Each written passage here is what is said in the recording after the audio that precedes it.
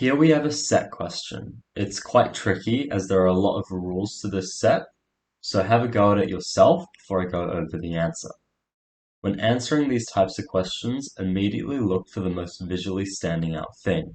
Some questions have a lot of rules to it, such as this one, but if you're able to identify the most visually standing out thing, you can get away with not finding every rule and getting the majority of the questions right throughout the set questions. In set A, we always have one circle that are filled with dots, as you can see with these. We also always have three black shapes, and if you notice hard enough, these three black shapes are always different to one another. We never have the same shape within a pair of three black shapes.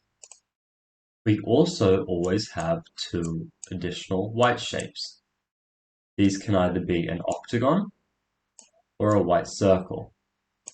And if you notice hard enough, the white circles are always on the right side of the pattern. In set B, there is always a white circle.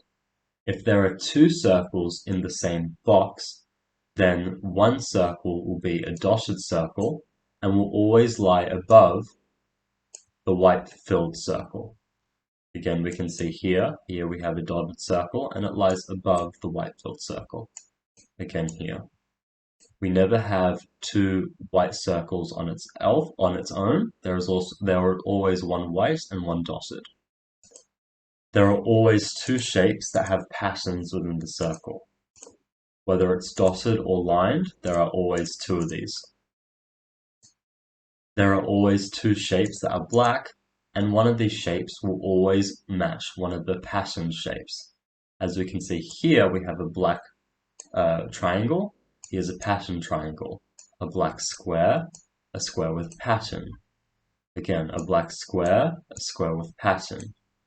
A black flag shape, a flag shape with pattern. There is also always one white octagon, and if there are any additional shapes, one will be a shaded octagon. One more general rule is that there are always 6 shapes within the boxes.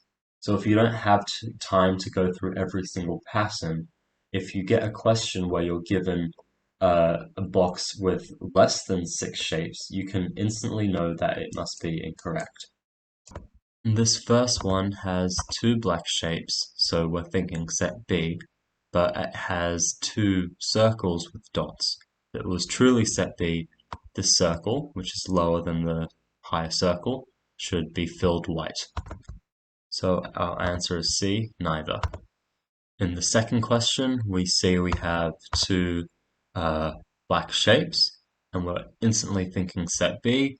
We see that one black shape has a shape with a pattern, and we see we have our white circle, we see we have our white octagon, and we see we have 2 shapes with patterns, and that the second shape with pattern, this additional shape that we need, is a octagon with that line pattern.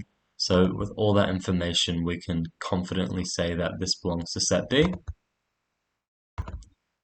And again, we see we have 2 black shapes, so again, set B.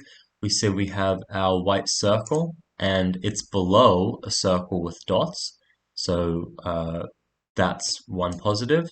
Now we see we have our white octagon as well, that's another positive, and we see we have our black shape, which matches one of the shapes that have a pattern, this square with this straight line pattern. So again, with all that information, I think we can again confirm that this one's set B. Now we have 3 black shapes, and they're all unique to each other. None of them are the same. We also have 1 dotted circle, and we have 2 white shapes, and these shapes, are they either a white octagon or a white circle?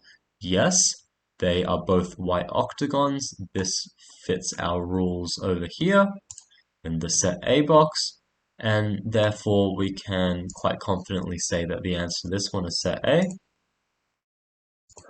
And finally, we have this shape.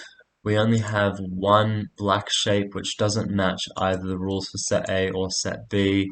We have a white circle. We also have a dotted circle, but the dotted circle lies below the white circle. So we have all these patterns that don't match either set A or set B. So I think we can confirm that this one is neither. And here's the answer rationale. Um, as you could see, this question had a lot of rules to it, but I think as long as you find the main patterns, that basically sorts you. I think if you don't find every single pattern, that's okay. As long as you see the most jarring ones, you should be fine. Um, and yeah, the only way to get better at these types of questions is to do as many as possible, as that's when you start recognizing patterns and you can answer them more confidently.